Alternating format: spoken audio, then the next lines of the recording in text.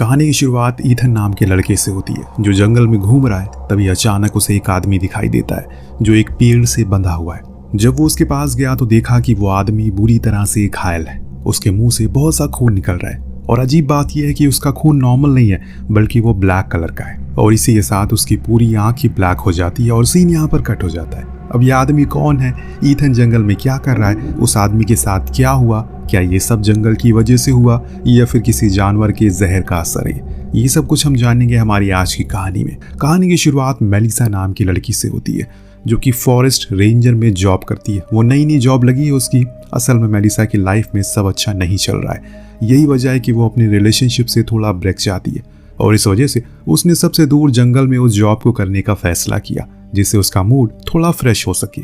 रास्ते में वो एक कार से अकेले अपनी जॉब की लोकेशन पर जा रही है। तभी उसके बॉयफ्रेंड जे का मैसेज आता है। वो उससे कह रहा है कि वो अपनी लाइफ से भाग नहीं सकती और उसे सब कुछ फेस करना ही होगा। जिसके बाद वो उसे ये भी कहता है वो उसे प्यार करता है। हालांकि उस वक्त मेलिसा काफ़ी फ्रस्ट्रेटेड होती है और वो गाड़ी चलाते चलाते उसे रिप्लाई करने लगती है। लेकिन तभी अचानक एक आदमी बीच रोड में आ जाता है जिससे वो घबरा जाती है और एकदम से गाड़ी रोकती है। लेकिन जब वो बाहर आती है तो वो आदमी वहाँ से गायब, जिसे एक पल के लिए उसे लगता है कि उसका ये वहम होगा। लेकिन तभी अचानक वो आदमी फिर से वहां पर टपक पड़ता है। अब देखने में वो एक हंटर जैसा लग रहा था, लेकिन जब वो उसे बात करने की कोशिश करती है तो वो उसे रिप्लाई नहीं करता और कहता है कि उसके बॉस ने उसे बात करने के लिए मना किया है। ये सुनकर उसे थोड़ा अजीब लगता है। लेकिन तभी वहां पर दो और हंटर आ जाते हैं जिनके लीडर का नाम डेल था। डेल मेलिसा से कहता है उसने अपने लोगों को रोड से दूर रहने के लिए कहा था, पर वो सुनते ही नहीं। खैर अब मेलिसा उनसे कहती है कि वो लोग ऑफ सीजन में हंटिंग नहीं कर सकते, जिस पर डेल कहता है वो लोग तो बस अपने हथियारों की टेस्टिंग कर रहे थे। ये सुनकर वो उन्हें जाने देती है और खुद आगे जाने लगती है। तभी अचानक सामने से एक गेट आता है जिसे वो अपनी कार क्रॉस करने के लिए खोलती है। लेकिन तभी एक बड़ी कार उसके पीछे आकर खड़ी हो जाती है जिससे मेलिसा तुरंत गेट बंद कर देती है।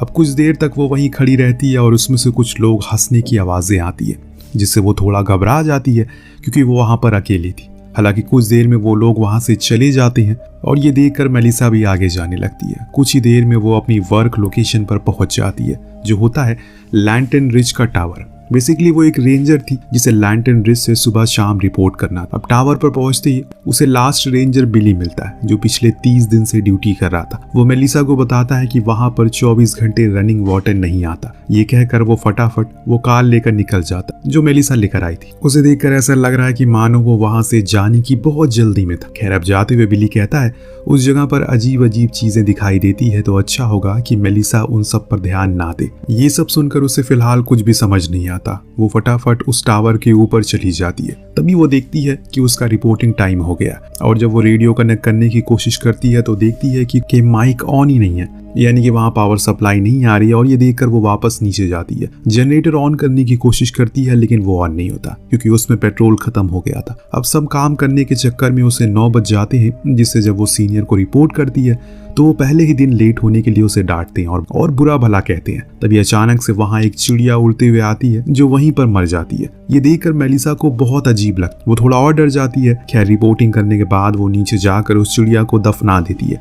और उसकी फोटो भी लेती है। इसके बाद वो अपना सामान उस जगह पर अरेंज करती है और वहां का व्यू एंजॉय करने लगती है। उसे लगा था कि उस जगह पर आने से उसे थोड़ी शांति मिलेगी। वो काफी कोशिश भी करती है पर इन द एंड वो अपनी लाइफ को याद करके रोने लगती है। खैर अब शाम को वो एक बार फिर से रिपोर्ट करती है। तभी उसके पास एक चैनल से एक दूसरे रेंजर का वॉइस मैसेज आता है। उस दूसरे रेंजर का नाम रॉय था। वो मेलिसा से मिलकर काफी खुश था। वो काफी टाइम से बिली और कैप्टन से बात करके बोर हो चुका है। इस वजह से वो खुश था कि अब वो मेलिसा से भी बात कर सकता है। मेलिसा को भी उससे बात करके काफी अच्छा लगा और कुछ ही देर में वो सो जाती है। असल में उस जगह पर सेल फोन के टावर नहीं थे, इस वजह से वहां कोई भी फोन इस्तेमाल नहीं कर सकता।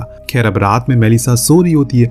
तभी अचानक से ग्रीन लाइट आसमान में आती है और कुछ वहां से नीचे गिरता है, पर यह बात उसे पता नहीं होती क्योंकि वो नींद में थी। खैर अगली सुबह वो एक्सरसाइज करती है और मजे में ओपन शावर करने लगती है। तभी अचानक उसे लगता है कि कोई उसे देख रहा है।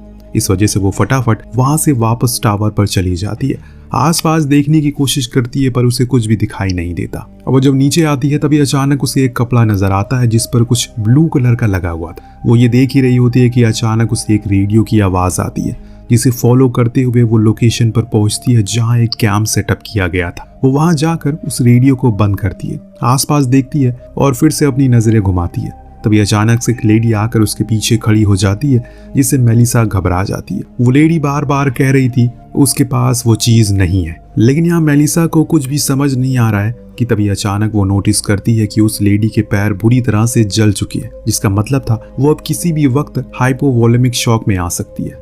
ये देखकर वो तुरंत उसे अपने कैंप तक चलने के लिए कहती है ताकि वो उसकी मदद कर सके। अब वो उस लेडी को लाकर वहाँ सीढ़ियों पर बैठा देती है और तुरंत ऊपर जाकर रेडियो से अपने सीनियर को मेडिकल इमरजेंसी के बारे में बताती है। इसके बाद जब वो वापस आती है तो वो लेडी वहाँ पर नहीं थी, बल्कि वो दूर खड़े होकर कुछ देख रही थी। हालांकि जब मेलिसा वहाँ देखने की कोशिश करती है तो उसे वहाँ कुछ भी दिखाई नहीं देता, लेकिन असल में वहाँ पर एक आदमी छुपा हुआ था। खैर वो लेडी को लाकर वहाँ बैठा देती है और इतनी देर में वहाँ कैप्टन भी आ जाते हैं।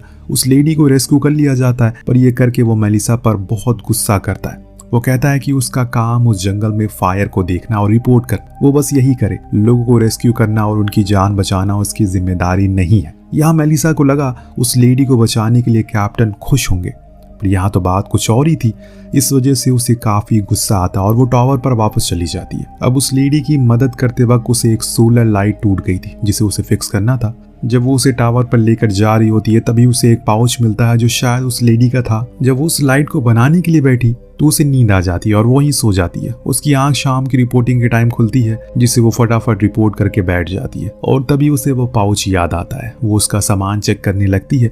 उसमें उसे बहुत से पत्थर दिखाई देते हैं और उसके कान में बार बार उस लेडी की आवाजें गूंज रही थी जो कह रही थी वो चीज मेरे पास नहीं है।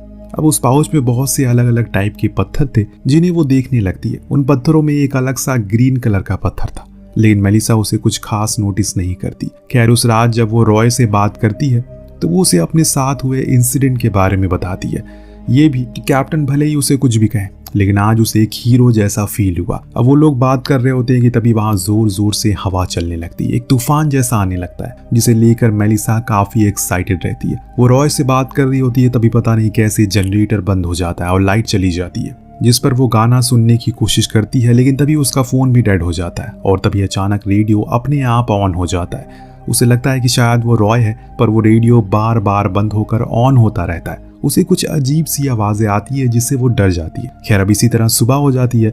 उसे लगने लगा था कि उसका कोई पीछा कर रहा है, इस वजह से आज बाहर थोड़ा एक्सप्लोर करने के लिए वो जाती है। वो अपना सारा सामान पैक करती है और बाहर जंगल में जाती है, जहाँ एक बार फिर वो उस कैंप वाली लोकेशन पर जाती है और वहां पर एक अजीब सी चीज की फोटो लेती है। तभी अचानक वहां ईथन आता है जो मेलिसा को बताता है कि वो वहीं पास की ही कैंपिंग कर रहा है, पर मेलिसा को उसे बात करना अच्छा नहीं लगता। इस वजह से वो उसे घूरने लगती है, जिससे वो वापस चला जाता है। इन सब के बाद शाम को वापस से वो रॉय से बात करने लगती है, जहां रॉय उसे अपनी डेड वाइफ मैगी के बारे में बताता है और ये भी कि वो एक साइकियाट्रिक थी। वो दोनों साथ में उस जगह पर आया करते थे और उसके जाने के बाद उसे वो बहुत याद करता है। अब यहाँ मेलिसा भी उससे बताती है कि वो भी खुद से भाग रही है, क्योंकि उसे अब समझ नहीं आ रहा है कि वो क्या करे। वो खुद से ही खुद को हैंडल नहीं कर पा रही है और ये सब देखकर उसे काफी अच्छा लगा। अब उसे उस जगह की आदत होने लगी थी और उसे सबसे दूर रहना भी अच्छा लग रहा था और इस तरह रात हो जाती है। इस बार जब वो सो रही थी तभी अचानक उसकी नींद खुलती है और वो अपनी ली हुई फोटोज को देखने लगती है, जिसके बाद वो कुछ डिसाइड करती है और अगली सुबह रिपोर्ट करते ही जंगल की तरफ निकल पड़ती है। आज मेलिसा को यहाँ 3 दिन हो चुके हैं। वो जंगल में घूमती रहती है, तभी अचानक उसे कहीं दूर से इंसान की दर्द भरी चीखें सुनाई देती है, जिससे वो डर कर वहां से भागने लगती है और इस बीच अचानक उसका पैर एक एनिमल ट्रैप में फंस जाता है और वो वहीं गिर जाती है। वो लोहे का वेपन उसके पैर में काफी जोर से फंस चुका था, जिससे वो दर्द के मारे जोर जोर से चिल्लाने लगती है। तभी अचानक वहां ईथन आता है और उसकी मदद करता है। वो बहुत ही आसानी से उस ट्रैप को खोल देता है और मेलिसा को उसके टावर तक छोड़ने के लिए कहता है, लेकिन तभी वो उससे कहती है कि उसने तो उसे नहीं बताया कि वो टावर में रहती है। पर यह सुनकर वो कहता है कि उसी ने उसको बताया, पर मेलिसा को पूरा यकीन था कि उसने कोई बात उससे नहीं बताई, क्योंकि वो अकेली उस जंगल में किसी को भी अपने ठिकाना पता नहीं बता सकती। लेकिन तभी ईथन उसके पास आता रहता है और उसके टावर तक पहुंचाने की जिद करता है। अब वो उसे दूर हो जाती है, लेकिन पैर जख्मी होने की वजह से वो ज्यादा देर ऐसा कर नहीं पाती।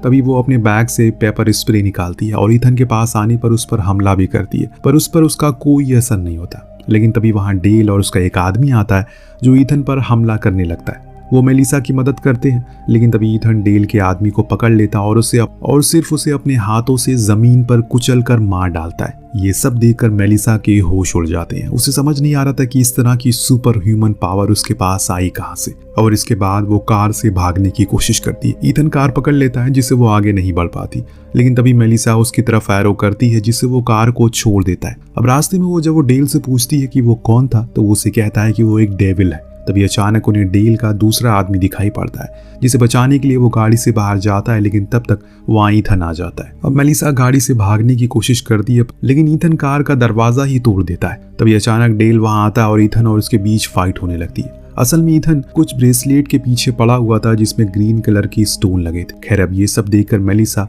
उस कार के पीछे छिप जाती है और उन लोगों की फाइट देखने लगती है। तभी ईथन डेल को मार देता है और उस ब्रेसलेट को लेके आता है। अब ये सब देखकर मेलिसा घबरा जाती है और पास पड़े कैंप के सामान में छुप जाती है। इसी वक्त डेल का वो आदमी वहां आता है और उस पर शूट करने की कोशिश करता है, लेकिन ईथन उस एरो को पकड़ लेता है और उस आदमी को मार डालता है, जिसके बाद वो मेलिसा के पीछे जाता है। अब मेलिसा उस वक्त वहीं छुपी थी और ईथन मजे से उसे ढूंढ रहा था। तभी वो उसे चकमा देकर भाग जाती है, लेकिन ज्यादा दूर भाग नहीं पाती। उसका पैर जख्मी था और ईथन के पास सुपर पावर भी है। इस वजह से वो उसे देखते ही पकड़ लेता है और बालों से उसे खींच कर ले जाने लगता। तभी मेलिसा एक पत्थर से उसके हाथ पर जोर से वार करती है, जिससे उसका ब्रेसलेट टूट जाता है और उसी के साथ वो उसके फेस पर भी हमला करती है, जिससे वहां से ब्लू कलर का लिक्विड बहने लगता है। असल में उस स्टोन के टूट जाने से ईथन कमजोर हो चुका था। इसके बाद भी वो मेलिसा के पीछे भागता रहता है। अब वो उसे फटाफट उस टावर की तरफ जाती है, जहां वो एक कुल्हाड़ी लेकर ईथन का इंतजार करने लगती है, लेकिन तभी वहां पर रॉय आ जाता है और इससे पहले कि वो उसे कुछ समझा पाती, वहां ईथन पहुंच पड़ता है। वो रॉय को वहां से नीचे फेंक देता है और उस टावर में वो पत्थर ढूंढने लगता है। पर ये सब देखकर मेलिसा को काफी गुस्सा आता है। वो वहां रखे पत्थरों को नीचे फेंक देती है, जिससे ईथन भी उसके पीछे जाता है। तभी मेलिसा भी कुल्हाड़ी लेकर नीचे जाती है और रॉय को देखने लगती है। अब बहुत ढूंढने के बाद वो पत्थर ईथन को नहीं मिलता। तभी मेलिसा उसे कुल्हाड़ी फेंक कर मारती है, जिससे वो वहीं गिर जाता है और उस वक्त तक रॉय भी मर चुका था। लेकिन तभी अचानक रॉय के फेस से वही लिक्विड निकलने लगता है जैसा ईथन के फेस से निकल रहा था। वो भी मेलिसा से उस पत्थर को मांगने लगता है, लेकिन कुछ ही देर में वो अपने आप नॉर्मल हो जाता है। इन सब के बाद मेलिसा वापस से टावर आती है, लेकिन अब उसे सीढ़ियां बहुत भारी लगने लगी थी। उसे आज तक कभी इतनी सारी होने का एहसास नहीं हुआ। खैर, वो जैसे तैसे ऊपर पहुंचती है, रेडियो से कांटेक्ट करने की कोशिश करती है, हालांकि वो ऑन होने के बाद भी काम नहीं करता, जिसका मतलब था कि पावर सप्लाई जा चुकी है। इस वजह से वो गुस्से में चली जाती है और रेडियो को बाहर फेंक देती है। पर आखिर में वो हार कर नीचे आती है और जनरेटर ऑन करती है, जिसके बाद वो रेडियो से मदद मांगती है। इन सब के कुछ देर बाद वहाँ कैप्टन और बिली आ जाते हैं। तभी अचानक बिली वहाँ एक चिपचिपी हुई चीज को टच करता है, जिसके बाद कैप्टन उसे वहाँ नेक्स्ट रेंजर के आने की रुकने का बोलकर चले जाते हैं। वहीं उनके जाने के बाद बिली को वो पत्थर मिल जाता है जो मेलिसा ने छुपा कर रखा था, और इसके बाद उसकी नाक से भी वही लिक्विड बहने लगता है, जिसका मतलब था वो भी इन्फेक्टेड हो चुका है। और इसी के साथ ये कहानी यहीं पर खत्म होती है। अब बेसिकली दोस्तों, इस कहानी में जो पत्थर है वो ही एक सुपर नेचुरल फिनोमेना का कॉज है। ऐसा मान सकते हैं कि वो लोगों के अंदर किसी तरह का इन्फेक्शन कर रहा है और उन्हें पावर के लिए मैनिपुलेट कर रहा है, और ये इन्फेक्शन बड़ी आराम से बाकी लोगों में फैल रहा है। खैर, उम्मीद है आपको ये एक्सप्लेनेशन पसंद आई होगी। मिलते हैं अगली वीडियो में। Thank you so much watching. Peace out.